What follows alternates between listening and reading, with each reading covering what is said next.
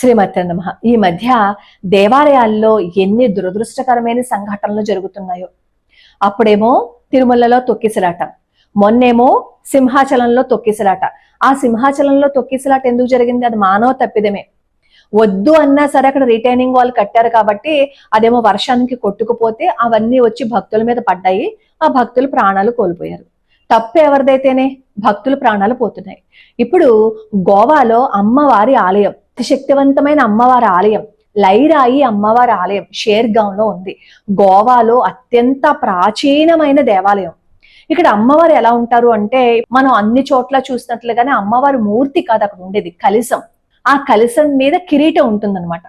చుట్టూతా ఒక చతురస్రాకారంలో ఒక క్లాత్ కూడా పెట్టేసి ఉంటుంది. చాలా మందికి సందేహం వస్తూ ఉంటుంది, అసలు అమ్మవారు అందులో ఉన్నారా అని. అలా కొంతమందికి సందేహం వస్తే ఒకరికి అమ్మవారు కనిపించారట. అమ్మవారు ఎలా ఉంటారు ఆ కలశంలో అని. ఎవరికైతే కల్లోకి వచ్చారో అమ్మవారు, అదే విధంగా ఆ ఫోటోని ఒకతను పెయింట్ చేసి పెట్టారు. ఇప్పుడు నేను మీకు కూడా చూపిస్తున్నాను చూడండి. ఇలా ఉంటారు అమ్మవారు అని చెప్పి అక్కడ వాళ్ళందరూ అనుకుంటారు. ఆ కలశాన్నే అమ్మవారిగా భావిస్తారు. ఆ లోపల కలశంలో అమ్మవారు ఉన్నారు అని చెప్పి. ఇక్కడ అమ్మవారికి మల్లె మొగ్గలంటే చాలా ఇష్టం. ప్రతి ఈ మే మాసంలోనూ అక్కడ ఉత్సవాలు జరుగుతాయి. ఆ ఉత్సవాలకి ఎంత మంది వస్తారో, ఇసకేస్తే రాలనంత జనం వస్తారనమాట అక్కడికి. ఒకసారి ఏమైందట, ఈ కలశంలో అమ్మవారికి మల్లె మొగ్గలు ఇష్టం కదా, అమ్మవారికి మల్లె మొగ్గలు సమర్పణ చేస్తున్నప్పుడు ఒక మల్లె మొగ్గ ఈ కలశంలో పడిపోయిందట. వచ్చే సంవత్సరం పూజల వరకు ఆ మల్లె మొగ్గ అసలు వాడిపోలేదు. పైగా దాని నుంచి అత్యంత సువాసన వస్తుందట, పరిమళ భరితంగా ఉందిట ఆ వాసన అంతా. అసలు మామూలుగానే మల్లె మొగ్గ అత్యంత సువాసనగా ఉంటుంది కదా, సంవత్సరం అయినా సరే ఆ సువాసన పోలేదు, ఇంకా ఆ పరిమళం రెట్టింపైందేమో అన్నట్లుగా ఉందిట. సంవత్సరం పాటు మల్లె మొగ్గ అలాగే ఉంది అంటే అది మాహాత్మ్యమే కదా, అమ్మవారు అక్కడ ఉన్నారు అనే కదా. ఒక్కొక్కసారి అనిపిస్తూ ఉంటుంది, అమ్మ నువ్వు అక్కడ ఉన్నావు కదా, ఎందుకు దేవాలయాల్లో ఇవన్నీ జరుగుతున్నాయి అని. సత్యదేవత కదా అక్కడ అమ్మవారు. గిరిజనులు ఎంతో మంది అక్కడికి వచ్చి అమ్మవారిని దర్శనం చేసుకుంటారు. అక్కడ గ్రామదేవతగా వాళ్ళు అక్కడ పూజిస్తున్నప్పటికీ జంతుబలులు ఇవ్వరు. జంతుబలులు ఇవ్వకపోవటమే కాదు, వాళ్ళెవరు మాంసాహారాన్ని కూడా తినరు. ఈ మే నెలలో లైరాయి అమ్మవారికి ఉత్సవాలు జరిగితే ఈ రోజు తెల్లవారుజాము నుంచి నెక్స్ట్ రోజు తెల్లవారుజాము వరకు ఉత్సవాలు జరుగుతాయి అన్నమాట. అసలు పొద్దున్నుంచి అమ్మవారి ఆలయంలో వీళ్ళు అమ్మవారికి భజనలు చేస్తూ ఉన్మత్త స్థితి అంటారు చూసారా, ఆ స్థితికి వెళ్ళిపోతారు. వెళ్ళిపోయి స్నానం చేసొచ్చి, అక్కడ గుడి దగ్గరగానే ఒక తీర్థం ఉంది, అక్కడ స్నానం చేసొచ్చి నిప్పులు గుండం ఉంటుందన్నమాట. ఇక్కడ అమ్మవారి ఆలయంలో ప్రత్యేకత ఏంటంటే నిప్పులు గుండం, పెద్ద నిప్పులు గుండాన్ని ఏర్పాటు చేస్తారు.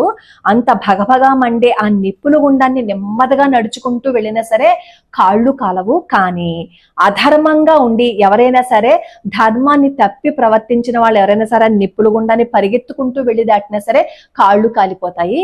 ధర్మ ప్రవర్తనతో ఉన్న వాళ్ళకి ఎటువంటి నొప్పి, ఎటువంటి బాధ ఉండదు అని చెప్పి ఆలయంలో వాళ్ళు చాలా మంది చెప్తూ ఉంటారట. ఎంత సత్యదేవత చెప్పండి. అటువంటి సత్యదేవతైన అమ్మవారి ఆలయంలో తొక్కిసలాట జరిగింది. దాదాపుగా 80 మందికి గాయాలైతే 7 ప్రాణాలు కోల్పోయారు. ఇవన్నీ చూస్తుంటే ఏమనిపిస్తుంది, దేవాలయానికి వెళ్ళి పుణ్యం తెచ్చుకోవాలా, అమ్మవారిని చూసాము అని చెప్పి ఆనందంగా ఉండాలా, లేదు అంటే ఎక్కడికి వెళ్ళినా సరే ఇలాంటి దుర్ఘటనలు జరుగుతూనే ఉన్నాయని చెప్పి మానేయాలా? ఈ క్వశ్చన్ మనం ఎవరినైనా అడిగామని అనుకోండి, వెంటనే వాళ్ళు అంటారు, ఇంట్లో దేవుడు ఉన్నాడు కదా, మన ఊర్లో దేవుడు ఉన్నాడు కదా, మన వీధిలో దేవుడు ఉన్నాడు కదా, ఇంక దూరంగా వెళ్ళడం ఎందుకు, ముఖ్యంగా ఈ ఉత్సవాల్లో ఎందుకు వెళ్ళడము అంటారు. ప్రత్యేక దినాల్లో భగవంతుడి ఆలయానికి వెళ్ళమని చెప్పి మన పురాణాలే చెప్తున్నాయి. వెళ్ళడం వరకు కరెక్టే, వెళ్ళాలి. కానీ అసలు ఇప్పుడు ఇక్కడ గొడవలు, గోలలు, ఈ నష్టాలు జరగకుండా ఉండాలి అంటే ఏం చెయ్యాలి అనేది ఆలోచించాలి. ఏదైనా సమస్య వచ్చినప్పుడు దానికి పరిష్కార మార్గాన్ని చూడాలి తప్ప, సమస్య వచ్చినప్పుడు సమస్య నుంచి పారిపోమని చెప్పకూడదు, పారిపోయే ప్రయత్నం కూడా చేయకూడదు. ఇప్పుడు మనం చేస్తున్నది అదే. దేవాలయాలకి వెళ్తుంటే ఇలాంటివన్నీ జరుగుతున్నాయి కాబట్టి దేవాలయాలకి వెళ్ళకండి. ఎక్కడికైనా మన ఆధ్యాత్మిక కేంద్రాలకు వెళ్తుంటే అక్కడ ఆధ్యాత్మిక కేంద్రాల్లో ఏవైనా దురదృష్టకరమైన సంఘటనలు జరుగుతాయి, అక్కడికి వెళ్ళకండి.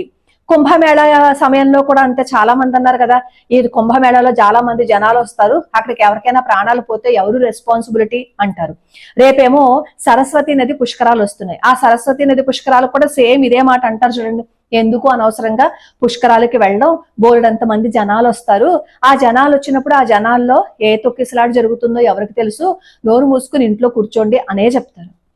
నిజంగా మనకి భక్తి ఉండి అన్ని ప్రికాషన్స్ తీసుకుని అందరిలోకి ముందు జొరబడిపోకుండా జాగ్రత్తగా మనం వెళ్ళి జాగ్రత్తగా వచ్చేసాము అని అనుకోండి, ఎటువంటి ఇబ్బంది ఉండదు. అయినా మనం చెప్పవలసింది, దేవాలయంలో జరుగుతున్న ఇటువంటి దురదృష్టకరమైన సంఘటనల్ని మనం ఎలా రూపుమాపాలి, ఎలా బయటపడాలి అని ఆలోచించాలి.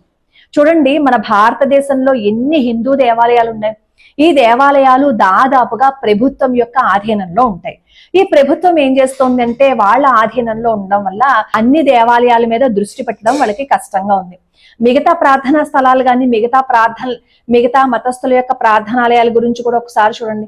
అక్కడ ఇటువంటి సంఘటనలు ఎక్కువగా జరగవు, తరచుగా జరగవు, అప్పుడప్పుడు జరుగుతూ ఉంటాయి, నేనేం కాదు అంటాం లేదు. దానికి కారణం ఏంటంటే, వాటి మీద ఆధిపత్యం వాళ్ళకు ఉంటుంది.